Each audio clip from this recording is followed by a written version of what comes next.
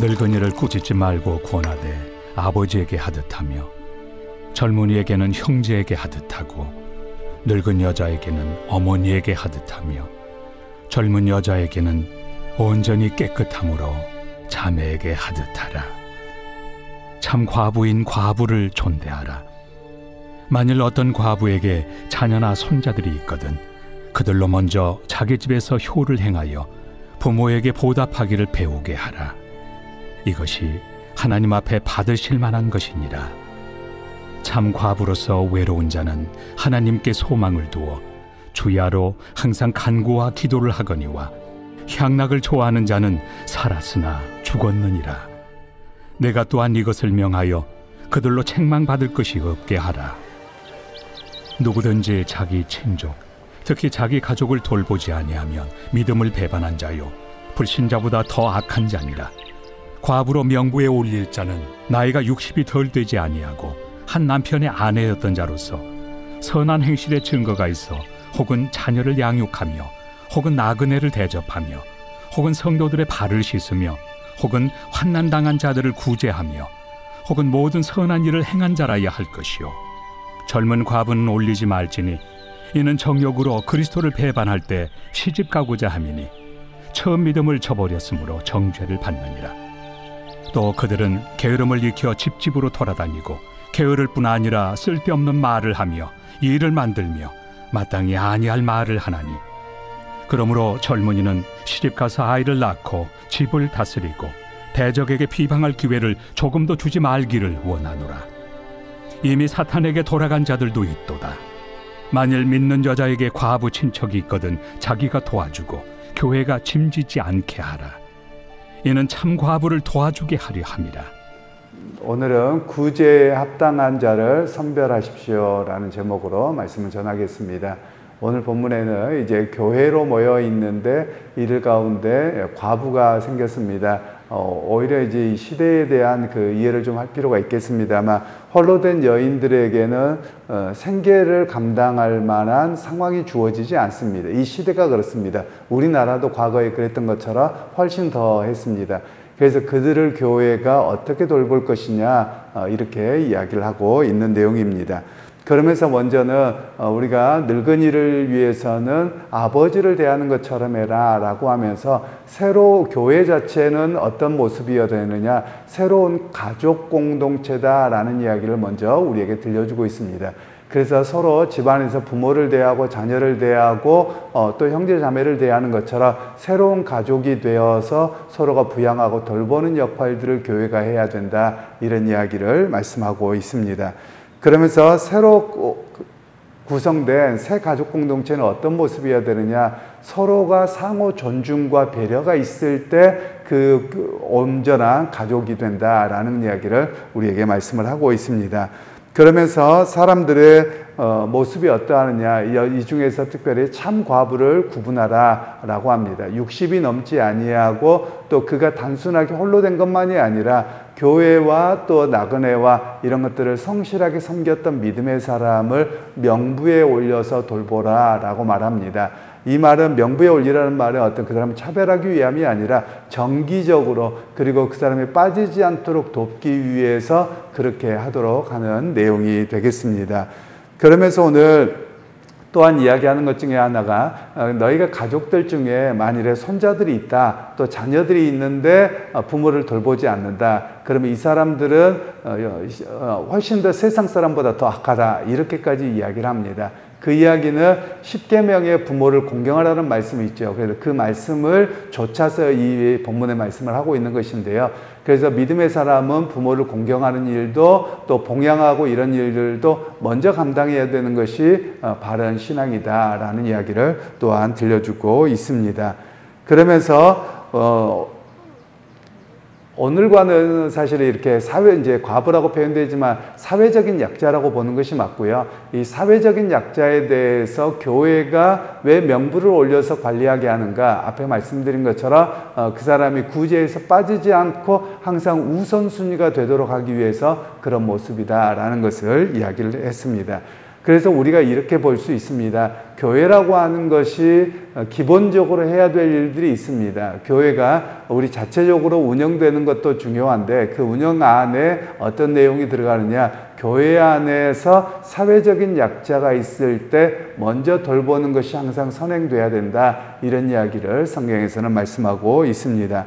그리고 이제 11절 말씀에는 젊은 과부는 올리지 말지니 이는 정욕으로 그리스도를 배반할 때에 시집가고자 함이니 처음 믿음을 저버렸으므로 정죄를 받느니라. 이 표현이 우리말 표현을 조금 이렇게 좀 세게 나온 것 같습니다. 왜냐하면 그 젊은 분이 홀로 됐을 때는 정욕으로 그리스도를 배반하고자 한다. 그러면 굉장히 어떤 그 육체적인 욕망이라 이런 것들 강해서 그럴 것처럼 이렇게 좀 표현이 이렇게 과격하게 되었습니다만, 원래 그런 표현보다는 그리스도를 향한 헌신보다는 어떤 세상적인 욕망, 또 예를 들면 이제 연세가 드시고 나면 다른 욕망들이 없죠. 사회적으로 성공하고 싶거나 뭐 결혼하고 싶거나 뭔가를 해봐야 되겠다는 이런 열정들이 없죠. 그에 비해서 젊은 사람들은 상황에 따라서 바뀌어지는 것이죠. 뭔가를 해보거나 또는 결혼을 하거나 이런 상황이 주어지기 때문에 오히려 그 사람을 명부에 올리지 말고, 그리고 그 사람이 결혼하게 되거나 그럴 때 그를 이렇게 이해하도록 그렇게 하는 측면이 오늘 본문에 있습니다. 그래서 여기에서 정욕이라고 번역되어진 단어는 원래 인간적인 어떤 욕망, 갈망 이런 뜻입니다. 그러니까 어떤 성적인 의미로 이야기하는 것이 아니라 인간적인 갈망, 자기가 성공하거나 뭐하고자 하는 그런 갈망들이 있기 때문에 오히려 그들에 대해서는 이렇게 교회가 구제하는 것은 좀 더 신중하게 돌아보도록 그렇게 하는 내용들이 되겠습니다.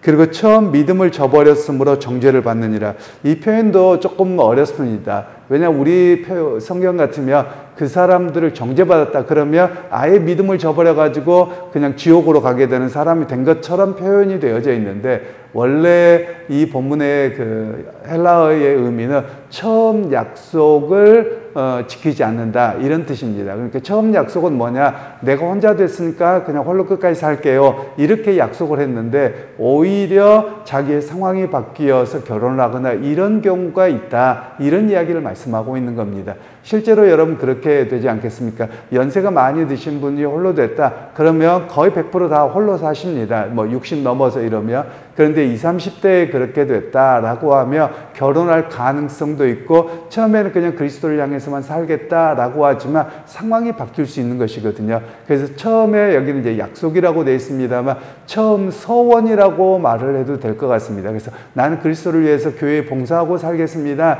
이렇게 했는데 상황이 바뀌면 결혼할 수가 있다, 이런 이야기를 말씀하고 있습니다. 그러면서 오늘 성경에서는 또 어떤 이야기를 하냐면 사람들이 이 집 저 집 다니면서 말을 함부로 하게 되는 그것을 조심하도록 우리에게 말씀하고 있습니다.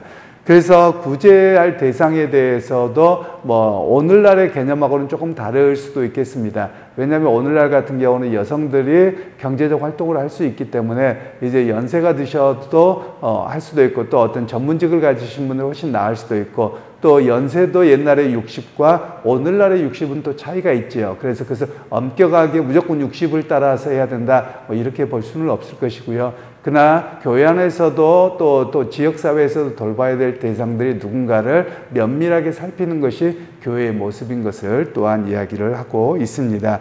그래서 오늘 교회라고 하는 것은 항상 복음을 전하는데 우리는 복음을 뭘로만 생각하냐면 복음 자체, 그러면 예수 믿고 천국 가고 구원받는 확신만 가지면 된다, 이런 측면으로 이야기를 하는데, 복음에 따른 삶이 뭐냐, 사회적인 약자를 돌보고 교회가 그들의 생계를 책임져주고 함께 나가는 모습이 바로 복음의 역사다라는 것을 이야기를 하는 겁니다.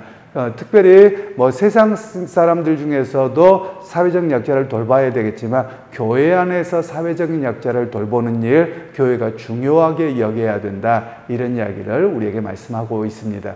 그래서 여러분 오늘 우리가 해야 될 일들이 있습니다. 믿음의 사람들이 해야 될 일들은 그냥 내가 하나님 앞에 믿음을 따라 살아가는 여기에만 멈춰 있는 것이 아니라 혹시 내 주변에 또 우리 교우들 가운데 어렵고 힘든 일들이 없는가, 혹시라도 내가 도와줘야 될 일들은 없는가, 이렇게 좀 살펴볼 필요가 있습니다. 그리고 나 혼자 도와줄 일이 아니라 교회 공동체가 도와야 될 일이며 교회 목회자들에게 교육자들에게 이야기를 해서 교회가 어떻게 돕고 함께 해야 될 것인가, 이런 이야기까지 하도록 하는 내용이 오늘 본문의 이야기가 되겠습니다. 그래서 여러분, 오늘 여러분이 믿음 생활하면서도 혹시라도 나의 도움과 기도와 또 배려가 필요한 분이 있다면 여러분, 우리가 성실하게 감당하는 것이 그게 복음을 따라 사는 삶입니다. 그리고 또 내 힘으로 부족하다면 교회가 함께 돕도록 하는 그런 모습이 복음의 공동체요, 새로운 가족 공동체다라고 말할 수 있는 것입니다. 그러게 여러분, 오늘 하루의 삶 속에서도 우리가 누군가를 배려해야 된다면, 누군가를 돌봐야 된다면 그런 약자가 보여졌을 때 서로 돕고 또 그것을 함께 할 수 있는 자리에 서게 되는 진정한 가족 공동체로 교회가 되어지기를 소원하고, 또 그런 믿음으로 고백하며 우리 주변을 살필 수 있는 그런 우리 모두가 되기를 소원합니다. 기도하겠습니다. 하나님, 오늘 또 우리가 믿음 따라 살아갈 때 교회 공동체의 어떤 모습이어야 되는가를 이야기합니다. 우리가 주님 앞에 하나님을 의지하고 살아가지만 우리가 함께 살아가는 우리 교우들 가운데 어려움이 있고 힘들 때 함께 돕는, 그리고 함께 할 수 있는 마음의 역사가 있게 하시고, 또 그것을 통해서 교회가 새로운 가족 공동체로 든든하게 서게 하는 역사가 있게 되기를 원합니다. 하나님께서 우리 각자를 붙들어 주시고 아름다운 모습으로 서로 돕고 또 배려할 수 있는 아름다운 은혜가 있게 하옵소서. 예수님의 이름으로 기도하옵나이다. 아멘.